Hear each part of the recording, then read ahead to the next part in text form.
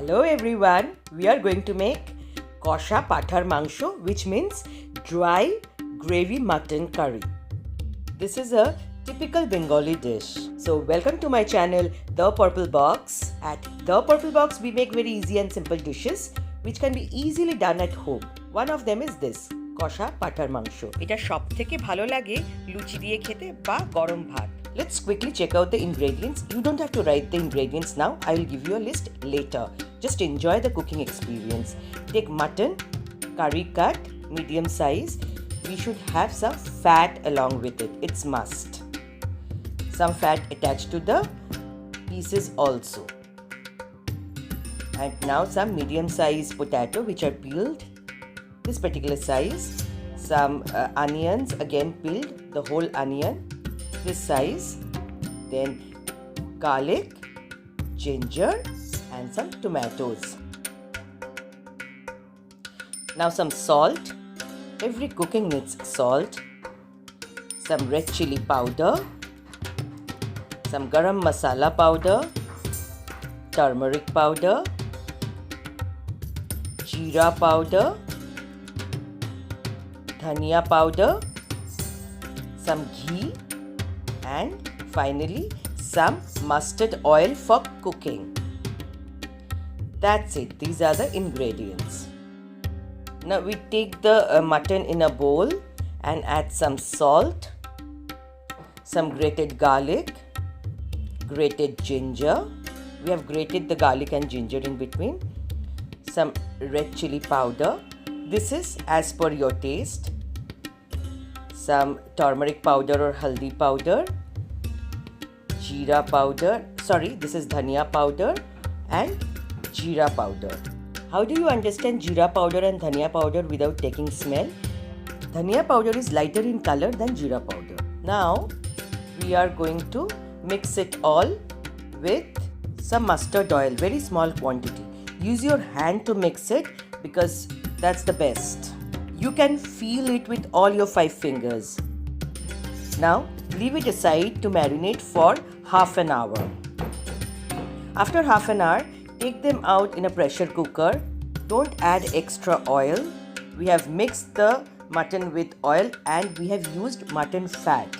We are going to use this technique where the fat will release oil from itself and it will cook in its own oil. Mix it all with a spatula for a minute or two and then cover the pressure cooker. At a very low temperature, the pressure cooker should give 2 whistles and then keep this pressure cooker aside without opening for at least half an hour. While the pressure cooker is at standing mode, we will fry the whole potatoes. Cover it for some time so that the moisture goes away and it doesn't sizzle, and then open and add some turmeric powder and salt. Mix the turmeric powder and salt in the oil and then cover it for some time. With a fork, check that it's more than half cooked. Now take them out and leave them aside. Again bring back the pressure cooker and again at low temperature go for 1 single whistle.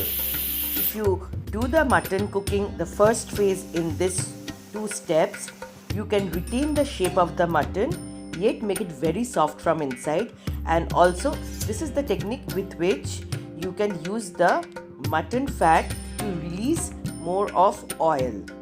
Now when you open, you see so much of oil inside. Because of that low pressure cooking, this oil was released. Now in the previous pan, add some garlic and ginger, the grated ones, and then put the onion pieces in the pan. Mix it all well together, cover it for some time, allow the flavors to blend with each other. That's the best part of cooking, and the important part is blending of the flavors. Add the mutton that was half done in the pressure cooker in the pan where this garlic, ginger and onion was getting cooked. In between, add the potato pieces.